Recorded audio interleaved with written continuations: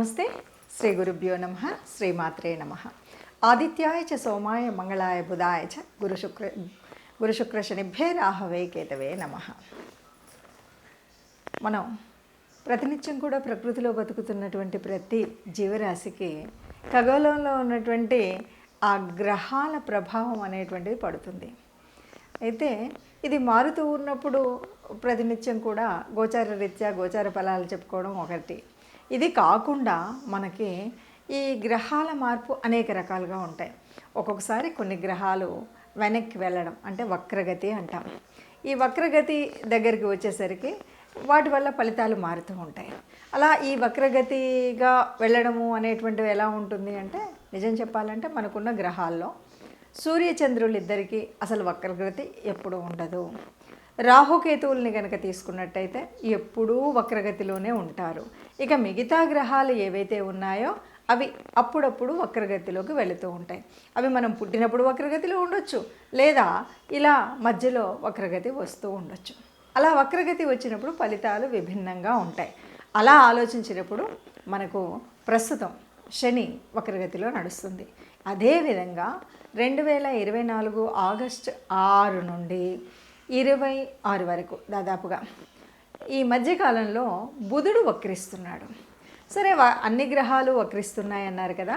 ఇలా వక్రించినప్పుడు మరి ప్రత్యేకత ఏమిటి అని కనుక మనం అనుకున్నట్టయితే, బుధుడి యొక్క వక్రగతి అన్నప్పుడు పెద్ద తేడా ఏం లేదు. శని వక్రగతి అన్నప్పుడు పెద్ద తేడా లేదు. ఆ సమయం ఏదైతే వక్రగతి సమయం ఉందో అప్పుడు కొన్ని ఫలితాలు అయితే వస్తాయి. కానీ ఇప్పుడు ఈ 24 ఆగస్టులో జరుగుతున్నటువంటి ఆగస్టు 6 రోజు మారుతున్నటువంటి మార్పులో ఒక ప్రత్యేకత అయితే ఉంది అని చెప్పచ్చు. ఎప్పుడైనా సరే శనికి బుధుడికి ఒక సంబంధం ఏర్పడినప్పుడు ఒక యోగం ఏర్పడుతుంది. ఆ యోగాన్ని శశబుధ యోగం అంటారు. మరి శశబుధ యోగం ఇప్పుడు ఎలా ఉంది అంటే, వక్రగతిలో 2 గ్రహాలు కూడా వక్రగతిలో ఉన్నప్పుడు జరుగుతుంది. ఇది ఒక ప్రత్యేకత. ఇక రెండవ ప్రత్యేకత ఏంటంటే, ఈ సంబంధం ఎలా ఏర్పడింది అంటే, బుధుడికి శని, శనికి బుధుడు ఇద్దరూ కూడా సమసప్తకాల్లో ఉన్నారు. ఇలా సమసప్తకాల్లో ఉన్నప్పుడు ఈ వక్రించినటువంటి 2 గ్రహాల యొక్క ఫలితం వల్ల మనకు జరిగేటువంటి ఈ యోగం ఏ రాశి వారికి ఎలా ఉంటుంది, ఎట్లా ఉంటుంది. అసలు ఎప్పుడైనా సరే శశబుధ యోగం అంటేనే ఆర్థికంగా చాలా అభివృద్ధిని సాధించే విధంగాను, అభివృద్ధిగా ఉండేలాగాను, ఏదైనా పనులు కాని పనులు అయ్యేలాగాను, మనకు ఏ రకమైనటువంటి ఇప్పటివరకు ఉన్నటువంటి ఆలోచనలు, ఊహలు ఏవైతే ఉన్నాయో, కార్యంలో పెట్టాలి అనుకున్నటువంటి ఏవైతే ఉన్నాయో అవన్నీ కూడా కార్యంలో పెట్టడానికి అనువుగా ఉండేటువంటి పరిస్థితి శశబుధ యోగంలో ఉంటుంది. మరి అలాంటప్పుడు ఆ యోగంలో ఇప్పుడు ఏంటి ప్రత్యేకత అంటే, 2 గ్రహాలు కూడా వక్రించి ఉన్నాయి. ఈ వక్రించి ఉన్నప్పుడు కొన్ని రాసుల వారికి బాగా శుభదాయకంగాను, మరికొన్నింటికి మధ్యస్థంగాను ఉంటుంది. అసలు శశబుధ యోగం అంటేనే చాలా వరకు మంచి జరుగుతుంది, కానీ ఎక్కడ కూడా చెడు అనేది కనిపించదు. కానీ కొన్ని రాసుల వారికి చాలా అద్భుతంగా ఉంటుంది. కేవలం అది 20 రోజులు అయినప్పటికీ కూడా కొన్నింటికి మధ్యస్థంగా ఉంటుంది. ఈ 1-2కు అటు ఇటుగా ఉండవచ్చు. అయినప్పటికీ ఈ యోగం మరి దీని ఫలితాలు ఎలా ఉంటాయి, ఏ రాశి వారికి ఎలా ఉంటాయో ఒక్కొక్కటిగా చూద్దాం. తదుపరి రాశి కుంభరాశి. కుంభరాశి వారికి ఎలా ఉంది అంటే, ఇది మనం ఇందాకటి నుండి చెప్పుకుంటున్నట్టు ఈ వక్రగతి అనేటువంటిది శనిది కుంభరాశిలోనే ఉంది. కుంభరాశి నుండి సప్తమంలో మరి బుధుడు వక్రీకరిస్తున్నాడు. బుధుడికి శని ఇద్దరు కూడా సమసప్తకాల్లో ఉన్నారు. సమసప్తకాల్లో ఉండి బుధ శనులు ఉన్నప్పుడు వచ్చేటువంటి యోగమే ఆ యోగం ఈ రాశిలో జరుగుతుంది. కాబట్టి శశబుధ యోగం ఈ అద్భుతంగా ఈ రాశి వారికి ఉంటుంది. ఏ విషయాల్లో అద్భుతంగా ఉంటుంది? ఆలోచన విషయంలో అద్భుతంగా ఉంటుంది. ఇంకా ఏ విషయంలో అద్భుతంగా ఉంటుంది? ఆర్థిక పరిపుష్టిలో అద్భుతంగా ఉంటుంది. ఇంకా అంటే ఒక ఆధ్యాత్మిక విద్యలో కానీ, ఒక రేపటి తరం గురించి అంటే తమ పిల్లల గురించి కానీ, సంతానం గురించి కానీ, వారి యొక్క ఫ్యూచర్ గురించి కానీ చూసినట్టయితే చాలా విషయాల్లో చాలా అద్భుతమైనటువంటి ఆలోచన. అంటే 20 రోజుల్లోనే జీవితం మారిపోతుందా? 20 రోజుల్లోనే మొత్తం అంత అవుతుందా? అంత అయినప్పుడు ఇంత జీవితకాలం ఎందుకు ఎదురు చూడాలి అనేటువంటి ప్రశ్న చాలామంది మెదళ్ళల్లో కదులుతూ ఉండేటువంటి ప్రశ్న. ఇక్కడ చెప్పేది 20 రోజులలో జీవితం ఏదో తలకిందులైపోతుందనో, లేకపోతే కిందున్నది పైకి వస్తుందని చెప్పేటువంటిది కాదు. మరి ఏం జరుగుతుంది అంటే, ఈ 20 రోజులలో మనము యోగం కలిసి వచ్చి మనము ఉన్నటువంటి పరిస్థితుల్లో మనము చేసే ఆలోచన, మనం పెట్టేటువంటి పెట్టుబడి రేపటి పూర్తి జీవితానికి ఒక చక్కటి పెట్టుబడిలాగా ఉండే విధంగా మంచి ఆలోచన జరుగుతుంది. ఎవరితో అయినా పెద్దవాళ్ళతో మాట్లాడడానికి ఇప్పుడు కలుపుకున్నటువంటి మాట సంబంధం ఏదైతే ఉందో రేపు మనకు ఆ పెద్దల సహాయం అందే విధంగా, చాలా కష్ట సమయంలో అందే విధంగా ఉండేటువంటి ఉపయోగం అవుతుంది. అందువల్ల ఇప్పుడు ఈ 20 రోజులలో జరగబోయేటువంటిది అంతా కూడా ఆర్థిక పరంగా, మానసికంగా, శారీరకంగా, అభివృద్ధి పరంగానే ఉంటుంది అని చెప్పచ్చు. ఒక్కొక్క రాశికి ఈ విధంగా ఉంది అని మనం చూస్తూ ఉన్నాం కదా. ఇప్పుడు ఈ రాశికి ఇలా ఉంది అని చెప్పేటప్పుడు మరి ఇలాగే ఉంటుందా, దీనికి ఏం చేయాలి, ఎలా చేయాలి అంటే, ఒకటి, ఎవరికైనా సరే శశబుధ యోగం అనగానే ఇది మంచినిస్తుంది.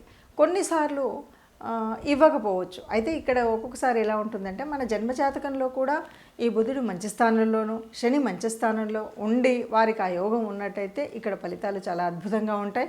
ఇప్పుడు జరగబోయే ఈ 20 రోజుల్లో అద్భుతమైనటువంటి వారి అంటే ఫ్యూచర్ ప్లానింగ్కి మంచి ప్రణాళిక వేసుకోవడానికి చక్కటి కాలం. ఎందుకంటే బుధుడు అంటేనే ఆలోచన శక్తి. ఆ ఆలోచనని కర్మరూపంలో పెట్టేటువంటి వాడు కర్మకారకుడు శని.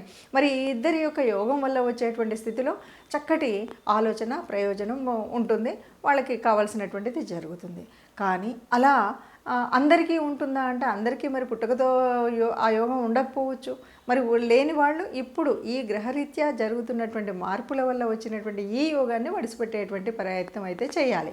ఎలా చేయాలి, ఏం చేయాలి అంటే, అందరికీ ఈ యోగం యొక్క ఫలితం అయితే ఉంటుంది. వక్రగతిలో ఉన్నప్పుడు ఎవరికైతే ఈ బుధుడు కానీ శని కానీ యోగకారకుడు కానటువంటి గ్రహాలు ఉన్నాయో వాళ్ళకి పనిచేస్తుంది. అంతేకాదు ఎవరికైతే అంటే శనికి సంబంధించినటువంటి గ్రహాలు రాసులు ఏవైతే ఉన్నాయో వాటిల్లో పనిచేస్తుంది. అట్లాగే బుధుడు అంటే ఇప్పుడు ఇది జరుగుతున్నటువంటిది ఎక్కడ జరుగుతుంది అంటే, సింహం నుండి కర్కాటకం వక్ర దశలో కదా, అక్కడ కూడా కుంభం నుండి మకరం వైపు వెళ్తున్నటువంటి దిశ శనిది.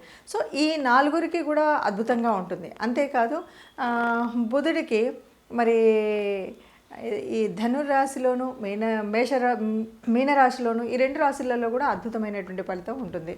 ఎందుకంటే ఇక్కడ కోణాధిపత్యం ఉన్నటువంటి ఇది అవ్వడం వల్ల వీళ్ళకి ఈ రాశుల వారికి చాలా అద్భుతమైనటువంటి ఫలితం అయితే ఉంటుంది. మరి వీళ్ళు కాకుండా మిగతా వాళ్ళకి అందరికీ ఎలా ఉంటుంది అని మనం చెప్పుకున్నాం కాబట్టి దీనికి తప్పనిసరిగా మనకి ఏం కావాలి, ఒకవేళ అలా ఉన్నా మనకి మంచి రెమెడీ కావాలి. అంటే ఒకవేళ ఈ 20 రోజులలో మనం చేయాల్సినటువంటి పని ఏముంది, ఏ రకంగా చేస్తే ఈ వచ్చినటువంటి యోగం మన జీవితంలో కూడా కొంత సత్ఫలితాన్ని ఇచ్చి మంచి ఆలోచన పద్ధతిని ఇచ్చేటువంటి పరిస్థితి ఉంటుంది అని కనుక ఆలోచించినట్టయితే, బుధుడు అంటే ఈ బుధవారము రోజైనా బుధుడికి సంబంధించిన ఏదైనా సరే విష్ణుమూర్తికి సంబంధించినటువంటి ఆరాధన చేసినప్పుడు తప్పనిసరిగా ఏదైనా మనకు అనుకూలం కానటువంటి పరిస్థితి ఉన్నది అనుకూలంగా మారగలుగుతుంది. అందువల్ల విష్ణుకు సంబంధించినటువంటి విష్ణు సహస్రనామార్చన కానీ, విష్ణు దేవాలయాలకు వెళ్ళడం కానీ, లేదు రాముడికి అంటే విష్ణుమూర్తి యొక్క అవతారాలకు సంబంధించిన ఏ అవతారమూర్తినైనా సరే మనం పూజించడం, కీర్తించడం, స్మరించడం, ఆ గుడికి వెళ్ళడం, ఆ తత్సంబంధమైనటువంటి వస్తువుల్ని ఎవరికైనా దానం చేయడం, ఇలాంటి పనులు కనుక చేసినట్టయితే ఈ శశబుధ యోగంలో జరగబోయేటువంటి మనకు మంచి జరగడానికి కావాల్సినటువంటి శక్తి, కావాల్సినటువంటి ముందుగా కావాల్సినటువంటి ఆ ఉత్పత్తి సమయం ఏదైతే ఉందో అది జరుగుతుంది అని చెప్పొచ్చు.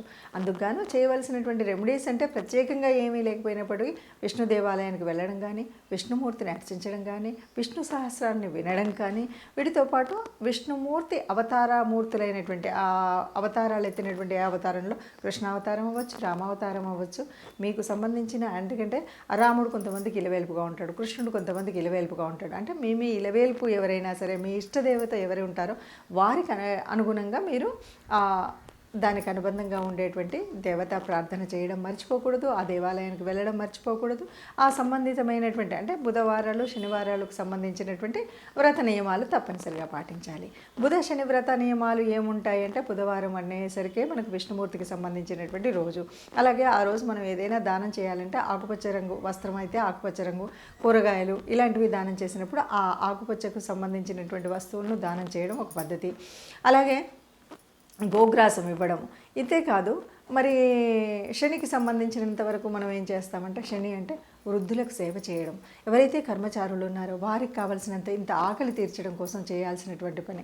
సరే, శనికి సంబంధించినటువంటి ఆయిలు అంటే నువ్వుల నూనె ఇలాంటివన్నీ ఒక పద్ధతి అయినప్పటికీ కూడా ముఖ్యంగా ఎవరైతే కర్మచారులు ఉన్నారో, ఎవరైతే వృద్ధులు ఉన్నారో వారికి సేవ చేయడం, వారిని ఆదుకోవడం, వారికి సహాయం చేయడం అనేటువంటి పనుల వల్ల శని తొందరగా సంతృప్తి చెందుతాడు.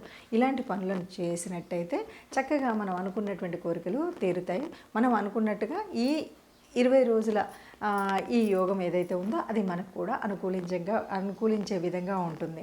ఇదండి ఇది. అందరూ ఇలా ఏ యోగం వచ్చినా, ఏ రకమైనటువంటి గ్రహ స్థితులు ఉన్నప్పటికీ కూడా అందరూ సుఖంగా ఉండాలి. అందరిలో మనము ఉండాలి. సర్వే జనా సుఖినో భవంతు.